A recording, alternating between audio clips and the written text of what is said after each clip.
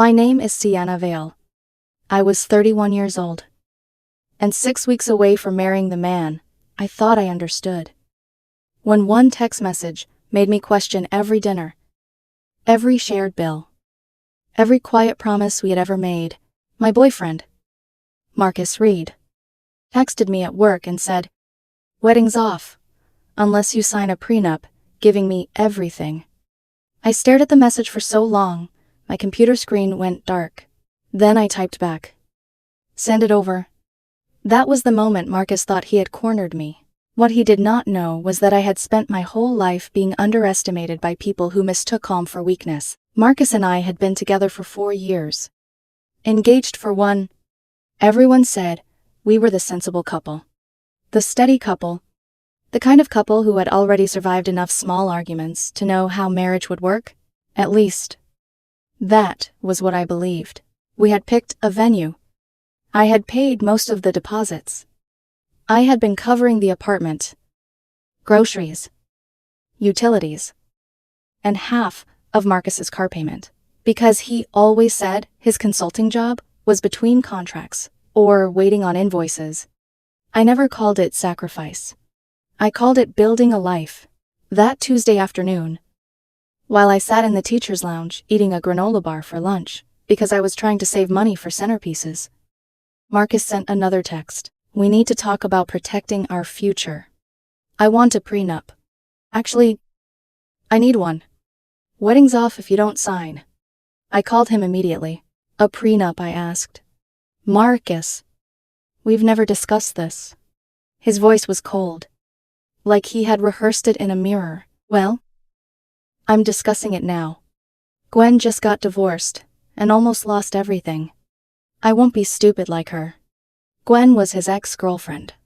He always described her as dramatic, paranoid, and bitter. I had only met her twice. Both times briefly. Both times with Marcus tightening beside me like her presence bothered him too much. "What kind of terms are we talking about?" I asked. "Simple," he said. "What's mine stays mine. What's yours becomes ours." I actually laughed. Not because it was funny, but because my brain needed somewhere to put the shock. "That's not how prenups work. It is if you love me," he said. "Unless you're already planning to divorce me." That should have been the moment I stopped everything. But love makes you negotiate with red flags, like they are misunderstandings. So I breathed through it and said, "Send me what you want. I'll have my lawyer review it." There was a pause. "Your lawyer," he said. "You don't trust me. It's a legal document." "Marcus, of course I'm having a lawyer review it." He hung up. 20 minutes later, an email arrived. Subject line, "Sign this, or we're done." I opened the attachment at my desk. And the first thing I noticed was not the legal language. It was how neat it looked. How professional. How cleanly cruelty can dress itself when someone puts it in 12-point font. In case of divorce, Marcus would receive the house I was saving to buy. He would receive 70% of all assets acquired during the marriage. I would pay alimony for 10 years, minimum. He would keep all gifts, including the engagement ring I had helped pay for, because he said he was short that month. And then there was one line that made my stomach tighten. I would waive all rights to any of his future inheritances. Family assets, private accounts, business holdings, or undisclosed financial interests. Undisclosed. That word sat there like a fingerprint on glass. I forwarded the document to Glenn Park, my oldest friend from college, and the only lawyer I trusted enough to call me an idiot when I needed it.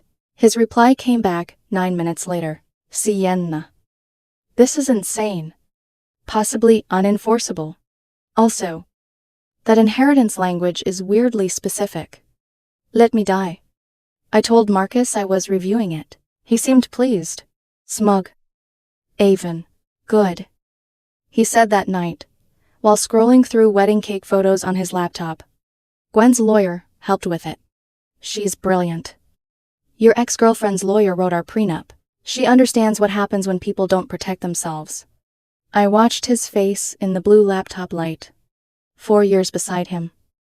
And suddenly I could not tell where sincerity ended and performance began. 2 days later, Glenn called me while I was sitting in my car outside school. "You sitting down?" he asked. "That is never a good opening. Marcus's grandmother died 8 months ago." "No, she didn't," I said automatically. "We had dinner with his grandmother last month." "Other grandmother?" "Father's side. Germany." I gripped the steering wheel. "Marcus told me that side of the family disowned them." "They did," Glenn said, "until she died and left money to her grandchildren." Marcus inherited approximately 1.3 million euros. For a few seconds, the world went silent, except for the ticking sound of my turn signal. Still blinking for no reason. 1.3 million euros. Converted, and sitting in accounts under his old family documents. He never updated certain records. Easy to hide if no one knows where to look. My mouth went dry. I thought of every grocery receipt. Every time Marcus sighed and said, "Can you cover dinner? I'll get the next one." Every time I moved money from savings to checking while he kissed my forehead and told me we were a team. "There's more?" Glenn said. I closed my eyes. "Tell me." He incorporated an LLC last month. Reedstone Holdings. Bought 2 rental properties in cash. I hung up and sat in my car for almost an hour. Teachers walked past me. Parents pulled into the pickup line. A little girl dropped her backpack and started crying until her mother knelt to help her gather the spilled papers. And I sat there thinking about the man I was supposed to marry. 4 years. We had talked about children. About a house with a garden. About how hard life was getting. How expensive everything felt. How we just needed to hold on until things got easier. Meanwhile, Marcus had been sitting on a fortune and watching me ration my own future to finance his lies. That night, I acted normal. It was the hardest performance of my life. Marcus sat at our kitchen table, with wedding invitations spread around him like proof of innocence. "Did you review the prenup?" he asked casually. "Still reviewing." Glenn is thorough. His jaw tightened at Glenn's name. "Don't take too long." Gwen says delays usually mean the other person is planning something. I looked at him over my glass of water. "Maybe I'm planning to understand what I'm signing." He rolled his eyes. "It's standard stuff." Sienna. Standard. Right. That night, while Marcus slept beside me, breathing softly like he had not detonated my trust, I opened my laptop, in the dark. Glenn had already drafted a counter prenup. Full financial disclosure required from both parties. All hidden assets discovered after signing would be forfeited to the other party. Marital assets split 50-50. No alimony for either side. Separate property remained separate. And the line that mattered most, both parties attest they have fully disclosed all assets over $10,000. I read it 3 times. Then, I printed 2 copies. The next evening, I asked Marcus to meet me at his favorite restaurant. The one I had stopped ordering wine at because I was trying to save for our honeymoon. He arrived smiling. By the time he finished reading my counter prenup, the smile was gone. "This is insulting," he said. "How?" I asked. "It's fair. We both keep what we bring in. We split what we build together. The disclosure clause is invasive. It's standard," I said. "Unless someone is hiding something." His face changed. "Not much. Just enough." A thin flash of fear moved through his eyes, before anger covered it. "How dare you accuse me? I'm asking for transparency. You wanted a prenup. This is mine. This is Glenn poisoning you against me. Glenn is protecting my interests. The way Gwen is apparently protecting yours." Marcus threw his napkin onto the table. "Sign mine, or the wedding is off." For the first time in days, I felt completely calm. "Okay." His eyes narrowed. "Okay. You'll sign." "No," I said, standing. "Okay. The wedding is off." I left cash on the table for my half of the meal. Then, I walked out, while Marcus sat frozen beneath the restaurant lights. finally understanding that the woman he thought he could pressure had just become the one person he could not control. By the time I reached my car, my phone was already vibrating so violently in my hand. It felt alive. Marcus called once, then twice, then 5 times. Then, the text started. "You just walked out. This is not how adults handle conflict. Come back right now. You're being manipulated. I'm calling my dad." That last message almost made me laugh. Of course, he was calling his father. Harold Reed was the kind of man who could make a greeting sound like a warning. He had always treated me politely, but never warmly. When Marcus and I first got engaged, Harold shook my hand instead of hugging me and said, "Marriage is a serious financial arrangement." At the time, I thought he was old-fashioned. Now I wondered if he had been giving me a clue. An hour after I left the restaurant, Harold called. "Sienna," he said, voice heavy with disappointment. "Marcus is upset. What is this I hear about a prenup? He wanted one." I said, "I offered fair terms." He refused. "His terms are fair. A man needs protection." "From what?" "Harold, my teacher salary. Don't be dramatic. Sign the papers and move forward." I sat on the edge of my bed, staring at the wedding shoes still in their box, near my closet. "Did you know about his inheritance?" "Silence. Allons." Careful silence. "What inheritance?" Harold asked. "The one from your mother. 1.3 million euros. This silence lasted longer. "I don't know what you're talking about." "Interesting," I said. "Because German probate documents are public record." He hung up. I looked at the dead screen and felt something inside me shift. Not break. Shift. Grief was still there. Deep and heavy. But beneath it was something sharper. Understanding. Marcus had not acted alone. At midnight, someone pounded on my apartment door. I checked the peephole and saw Marcus standing in the hallway. Hair messy. Eyes red. Mascara smudged, only in the dramatic way of someone who had been rubbing tears into his face for effect. When I opened the door, he pushed past me before I could invite him in.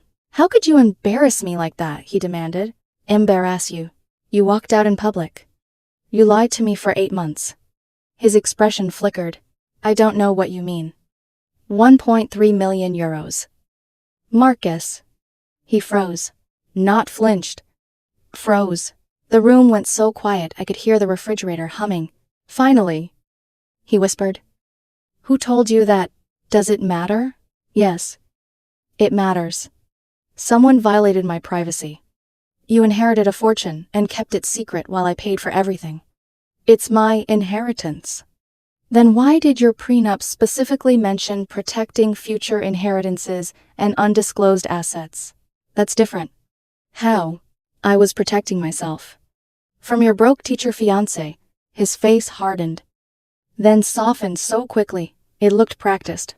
He stepped toward me. "Babe," he said, reaching for my hands. "This is a misunderstanding." I pulled away. "The money was for our future," he said. "Then why hide it?"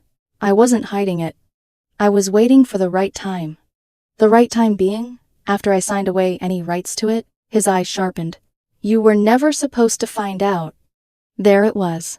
The sentence that ended us more completely than any argument could have. For a second, he looked like he wished he could swallow the words back. But truth, once released, does not return to its cage. "Get out," I said. "You can't kick me out.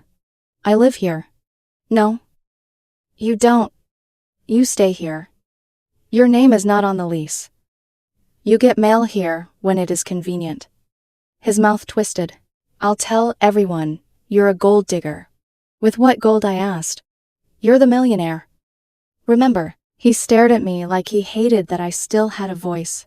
Then he stormed out and slammed the door so hard my neighbor texted, "Are you okay?"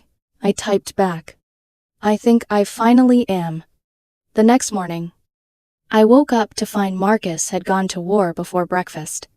My phone was full of messages, some from mutual friends, Some from his cousins.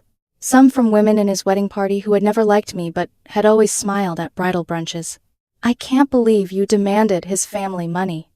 Marcus was right to protect himself. You threw away a wedding over greed. You seemed so sweet. This is disgusting. His version was clean. I had discovered he might someday receive family money and demanded access.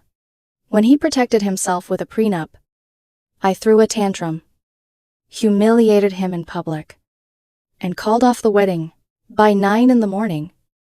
People who had watched me cover dinner for Marcus were calling me opportunistic, but then his ex-girlfriend Gwen had been tagged in 3 posts about women who ruin good men.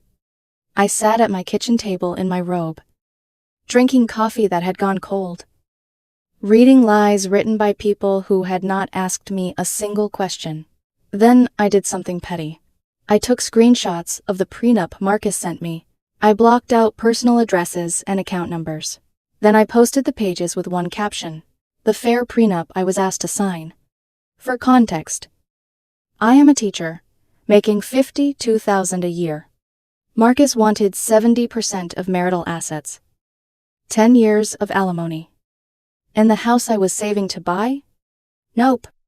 The tide turned almost immediately. Wait. He wanted 70% of your assets, 10 years. Alimony. For what? This is not protection.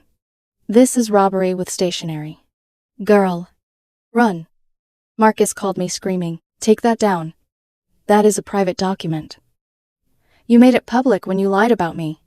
I'll sue you for defamation. Truth is a defense against defamation." He hung up. 5 minutes later, he posted that I was financially abusive, controlling, and obsessed with his family money. That was when Gwen entered the chat. The same Gwen he had blamed for all of this. She commented under his post, "Marcus, I never told you to do this. I said both people should protect themselves fairly. This prenup is not what I suggested. And my lawyer did not write those terms." Marcus deleted the post within 6 minutes, but screenshots were already everywhere. That afternoon, his mother, Elaine, called me. I had always liked Elaine. She was quiet, careful, almost invisible beside Harold's booming voice. She wore soft cardigans and apologized before asking for salt at dinner. When I answered, she sounded shaken. "Sienna, are you destroying my son over money?" "Elaine," I said. "Your son tried to trap me into a financial suicide pact while hiding over €1,000,000. He doesn't have that kind of money." "Yes, he does." "No. We're middle class." He inherited €1.3 million from Harold's mother. He bought 2 rental properties in cash under Reedstone Holdings. Her breathing changed. "That's impossible. We would know. Ask him about the LLC." She did not speak. Then, very softly, she said, "Harold told me his mother left everything to charity." I closed my eyes. "I'm sorry." She hung up without saying goodbye. An hour later, Glenn called. "You need to be careful," he said. "I already know Marcus is lying. It's bigger than Marcus lying to you." I stood at my kitchen sink, watching rain streak down the window. "What did you find?" Harold called me. "What?" He wanted to know how much it would cost for you to sign an NDA. My stomach tightened. How much did he offer? He started at $25,000. I almost laughed. I guess that's what my silence is worth. "No," Glenn said. "That is what their panic is worth." That evening, Harold called me again. His tone was different this time. Lower. Controlled. "You need to keep quiet about the inheritance." "Why?" "It's family business." It became my business when Marcus used my money while hiding his. He didn't take anything. You offered to pay because he told me he was broke. He never said that. Harold. I have texts of him saying he couldn't afford groceries. Silence. Then he said, "How much do you want?" I went still. "Excuse me." "To go away. Sign an NDA." End the engagement quietly. I don't want your money. 50,000. I wanted honesty from the man I was going to marry. 100,000. He said. Final offer. The rain hit harder against the glass. Why are you so desperate to keep this quiet? Click. He hung up. I lowered the phone slowly. For the first time, I understood that Marcus had not simply hidden money, he had hidden a door. And whatever waited behind it scared his father more than losing me ever had. About an hour after Harold hung up on me, Glenn called back. He wasn't laughing this time. He sounded stunned. Sienna, he said. Remember the 1.3 million euros Marcus inherited? Yes. That wasn't the full inheritance. I stopped pacing. What do you mean? The estate is still being settled. According to the probate documents, Marcus is scheduled to receive another 2 million euros next year. I felt my heartbeat slow instead of speed up. When the truth becomes too large, your mind almost refuses to react. 2 million. Yes. I leaned against the kitchen counter. But here's the part you need to hear. There's more. There's a morality clause in the will. I frowned. A what? If any beneficiary is found guilty of fraud, deception, or financial misconduct in legal proceedings related to the estate, the remaining inheritance is automatically forfeited. Everything suddenly made sense. The rushed prenup, the lies, the fake poverty, Harold trying to buy my silence, the NDA. They were not protecting family privacy. They were protecting 2 million euros. So if someone proved Marcus committed fraud, he could lose everything that's still waiting for him. I closed my eyes. I don't want revenge. I know. I just wanted the truth. And that's exactly why you're dangerous to them. Glenn replied. I barely slept that night. I kept replaying the last 4 years in my head. Every vacation, Marcus claimed he couldn't afford. Every birthday when I insisted on paying because he looked embarrassed. Every conversation where he promised that once work picked up, he'd spoil me. The worst part wasn't the money. It was realizing every memory had another version hidden underneath it. The next morning, I sent Marcus one message. We need to talk. Bring your parents. Nothing else. 3 hours later, we met in a private dining room, inside a quiet restaurant across town. Marcus looked exhausted. Harold looked irritated. Elaine looked confused. No one ordered food. I placed a folder on the table. Here's what's going to happen, I said calmly. The wedding is cancelled. Marcus stared at me without speaking. You're going to tell everyone the breakup was mutual. Harold folded his arms. And if we don't? I file a fraud lawsuit. Elaine gasped. Marcus finally looked at me. You wouldn't. I have texts where you claimed you couldn't afford groceries. I slid several printed screenshots across the table. I have bank records showing I paid nearly every shared expense. Another document. I have the prenup proving you knowingly concealed substantial assets while attempting to obtain financial benefits from me. Harold's face lost color. You're bluffing. No, Marcus whispered. Sienna, you lied to me for 8 months. It wasn't like that. Then tell me what it was like. He couldn't. Silence filled the room. Finally, Harold cleared his throat. She'll reimburse everything you spent. I shook my head. I don't want reimbursement. Marcus blinked. You don't. I wanted honesty. Elaine slowly turned toward her son. Marcus? He wouldn't meet her eyes. I want one thing. I continued. You repair my reputation. No more lies. No more social media. No more stories about me chasing your money. Harold looked at Marcus. Marcus looked at the table. Then, Harold spoke. We agree. Too quickly. Far too quickly. That answer told me something else was hiding.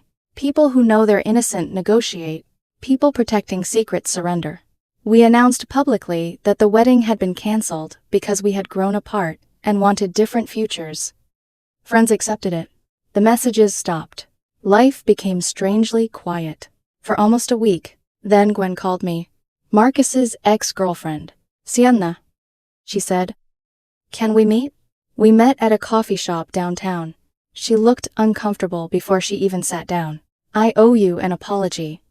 You don't owe me anything. I helped convince Marcus to ask for a prenup. You said publicly. You didn't approve those terms. Because I didn't. She rubbed her coffee cup between both hands. I told him both people should protect themselves fairly. I never imagined. She stopped talking. What?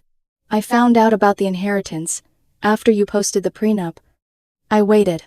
She looked around the cafe before lowering her voice. Marcus has done something similar before. A chill ran through me. With another girlfriend. She nodded. Me. I stared at her. When we dated. He constantly talked about struggling financially. He'd forget his wallet. He'd borrow money. He'd say invoices hadn't cleared. It became normal. What happened? One night, his father accidentally mentioned one of their investment properties. She gave a bitter laugh. I didn't even know they owned property. So I started asking questions. And he ended the relationship 2 weeks later. I looked at her. You never told anyone. He offered me $50,000 to sign an NDA. I blinked. The exact same amount Harold offered me. She nodded. I was young. I signed. Why tell me now? Because seeing your screenshots made me realize it wasn't just me. I leaned forward. You said there was more. There is. She hesitated. Then she whispered. The inheritance wasn't left only to Marcus. What? It was divided among every grandchild.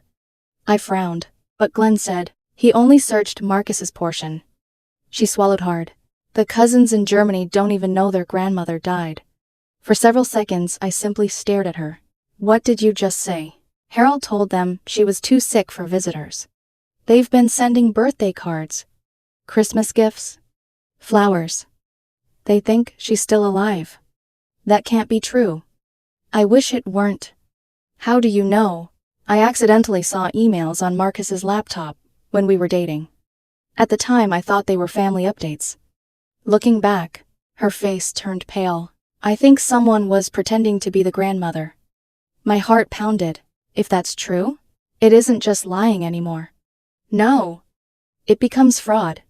Real fraud. The kind involving governments, international banks, criminal investigations. I drove home in silence. Once inside, I opened my laptop. If Gwen was wrong, I wanted proof. If she was right, I wasn't sure what I wanted. After nearly 2 hours of searching German public records, I found it. An obituary, written entirely in German, published 8 months earlier. The dates matched Glenn's probate documents perfectly. I translated it twice. Then a third time, there was no mistake. Marcus's grandmother had been dead for months. I searched social media. Eventually I found one of Marcus's cousins living in Munich. His profile was public. Family photographs, children, birthday cakes, pictures with a smiling, elderly woman that had clearly been taken years ago. I sent a simple message. Hello? I'm sorry to bother you. I knew Marcus in the United States. I wanted to ask how your grandmother is doing. He replied less than 20 minutes later. She's still hanging in there. Very sick. Hospice. Why? I stared at the message. Then I copied the obituary link. My hands actually shook before pressing send. An hour later, my phone rang. Video call. The cousin. Behind him stood 2 other relatives. Their faces were filled with confusion, then anger, then disbelief. She died 8 months ago. We've been mailing birthday cards. Harold said she couldn't receive visitors. Where is our inheritance? Voices overlapped in German and English. One woman began crying. Another man slammed his fist onto a table somewhere off camera.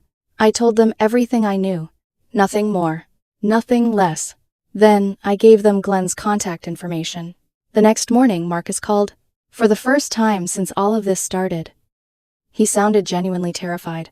You contacted my cousins? Yes. You ruined everything. No. You stole their inheritance. It was temporary. He shouted. We were going to tell them. When the time was right? I almost laughed. I'd heard those exact words before. The right time. The same excuse he'd used for hiding millions from me. The right time. I repeated quietly. After all, the money was gone. You're doing this for revenge. No? This is the truth catching up. He screamed something I couldn't even understand before hanging up. I stood in my living room, staring at my phone. Somewhere across the ocean, an entire family had just learned that they hadn't only lost a grandmother. They had lost 8 months of grieving. 8 months of goodbyes. 8 months, stolen by the people they trusted most. And I knew, with complete certainty, that none of our lives would ever be the same again. 3 days after I spoke with Marcus's cousins, everything exploded. The first lawsuit came from Germany. The second came from another branch of the family. Within a week, the inheritance dispute had become an international fraud investigation. Glenn called almost every evening with another unbelievable update. Sienna, he said one night. The cousins hired attorneys in Germany and the United States. Because money crossed international borders, federal investigators are getting involved. I sat on my balcony, listening to the rain, all because they wanted to keep a secret. It stopped being a secret the moment money started moving. The investigation moved much faster than I expected. Bank transfers, property purchases, company registrations, emails. Every financial trail eventually pointed to Reedstone Holdings. Marcus had signed the paperwork. Marcus had deposited the money. Marcus had approved the purchases. Harold had helped build the plan. Neither of them could blame anyone else. Investigators eventually discovered something even more disturbing. Harold had created fake email accounts pretending to be his own mother. Every birthday message, every holiday greeting, every excuse explaining why she could not answer video calls, every promise that she would recover soon. All of it had been fake. The cousins had spent months writing loving messages to a woman who had already been buried. When Glenn told me that, I had to pull my car over. Not because I was shocked anymore, because I couldn't imagine doing that to my own family. Marcus tried to save himself. According to Glenn, he insisted Harold had planned everything. Harold claimed Marcus knew almost nothing.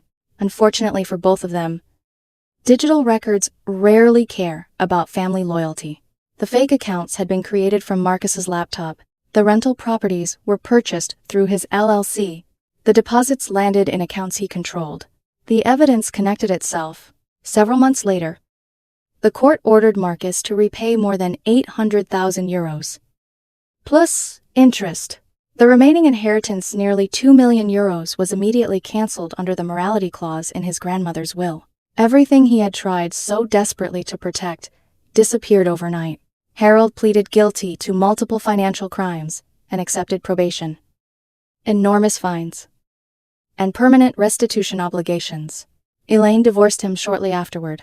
When she finally called me, her voice sounded years older.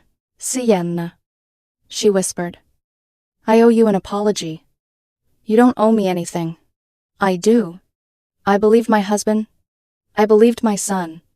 I thought my mother-in-law donated everything to charity. She started crying. I lived modestly while they sat on millions. I didn't know what to say. Some betrayals are too large for comforting words. The rental properties Marcus had secretly purchased were sold. The accounts were frozen. Most of the proceeds went back to the cousins. The rest disappeared into legal fees and court costs. Life slowly became quiet again. 3 months after the canceled wedding, I ran into Marcus at a grocery store. Out of every place in the city, fate chose the produce aisle. He saw me first. For a moment, I thought he might turn around. Instead, we ended up standing in neighboring checkout lines. He looked thinner, older. The confidence that once filled every room had been replaced by constant tension in his shoulders. He glanced into my cart.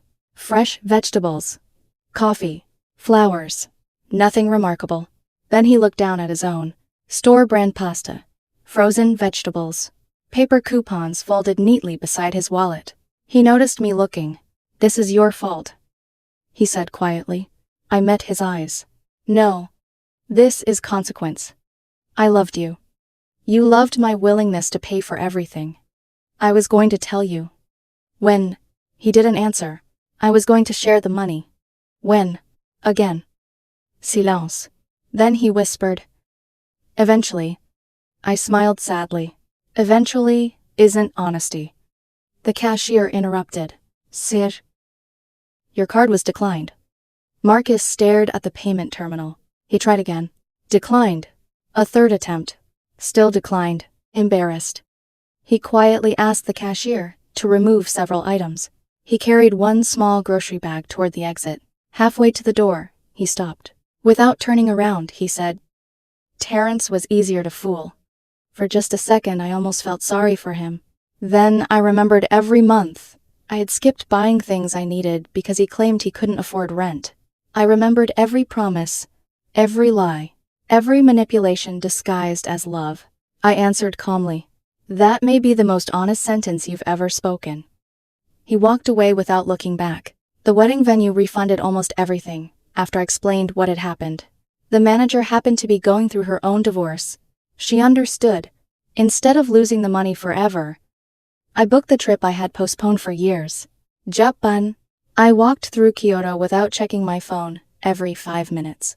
I watched the sunrise from a quiet garden. For the first time in years, my future belonged only to me. Glenn kept me updated on the criminal case. Marcus eventually lost his professional licenses. No company wanted to hire someone facing fraud convictions. He found temporary work answering phones at a small call center while waiting for the remaining legal proceedings. His assets stayed frozen. He moved back in with Elaine. She and I exchanged messages a few times. Not because we had become close, because healing sometimes begins with two people admitting they were both deceived. She confessed. Marcus had displayed similar behavior in college. He borrowed money from girlfriends while pretending to struggle financially. Even though his tuition and living expenses were already covered, she thought maturity would change him. It hadn't. A few weeks later, one of the German cousins mailed me a thank you card, along with handmade chocolates from his family's bakery. Inside he wrote, "Thank you for helping us honor our grandmother's true wishes." I kept the note, not because I wanted a reminder of Marcus, because I wanted a reminder that truth still matters. Gwen and Glenn eventually started dating. I laughed when Glenn told me, "You realize." I teased him. None of this would have happened if Marcus had simply told the truth. Glenn grinned. Then I never would have met Gwen. Life has a strange sense of humor. Someone asked me later if I regretted refusing Harold's $100,000 offer. Not for a second. Money disappears. Peace stays. If I had accepted that offer, I would have carried their secret for the rest of my life. Instead, I walked away with something far more valuable: my self-respect. If someone suddenly demands legal documents with an ultimatum, slow down. If they insist transparency only goes one direction, ask why. If they claim they're broke while demanding control over your future, verify everything.